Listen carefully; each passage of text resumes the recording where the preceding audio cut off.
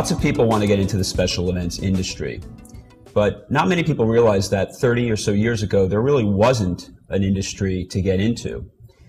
Andrea Michaels is the president and owner of Extraordinary Events, possibly the most award-winning event company in the United States. Andrea is also one of the pioneers of the industry, and I use that term seriously. When she started out, there really was no special events industry, and we'll talk about that in a moment. Please welcome Andrea Michaels. Andrea, I'd like to start by expanding on what I just said a moment ago about the awards. When I was on the advisory board for Special Events Magazine, I had the privilege of judging some of the entries.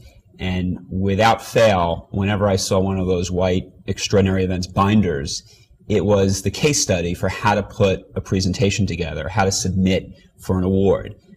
Clearly, there's some kind of philosophy within your company about what these awards mean and how you put them together, because you're obviously very, very good at it. Can you talk about that for a minute? Oh, absolutely.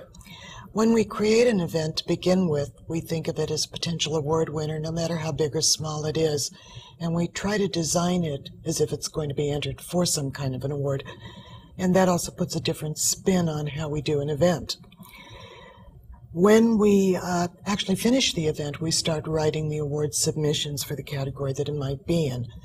Because when you get removed from it too far, you start losing information and memories. And so we capsulize it and put down all the pertinent points. We also invest the entire team at the office. Every single person has a part of putting together the award, and that's pride and ownership, you might say. So we try to make it a team effort where everybody feels that it's important, and when we win, everybody wins as a result of it. And then as far as the writing of it, that's putting it together and writing it is just absolutely the most fun I have with anything that I do.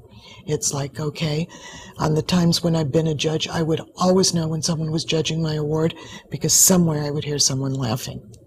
And that felt great.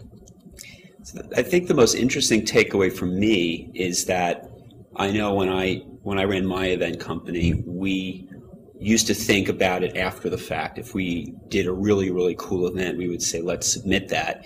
And it was really only later in the game, the last few years, that we started thinking about it beforehand and thinking, let's really create something that can be special and award-winning. And you do that all the time. So it sounds like thinking that you really want every event to be worthy of an award really drives up the quality of the creativity that goes into conceiving the events in the first place.